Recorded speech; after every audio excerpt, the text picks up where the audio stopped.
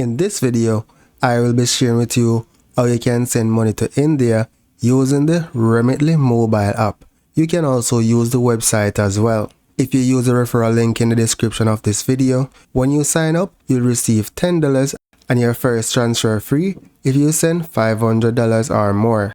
So at the top of the screen, you want to ensure that your country is selected. If it's not selected, edit and search for India. Alright, so here you're going to select get started, enter the amount of money that you want to send.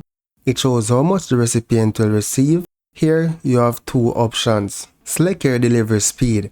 You have express and economy. Select the one that you prefer, right? So I'm going to select continue here. And for delivery method, you have the option to do a bank deposit, UPI or cash pickup. Select which method you prefer. So let's do cash pickup.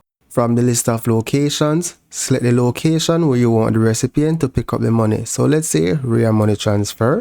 Enter the recipient first and last name, then select continue. Enter the city and state, then select continue. You can enter the recipient phone number, that's optional so you can skip it. Select your reason for sending money. I'm going to keep default and select continue.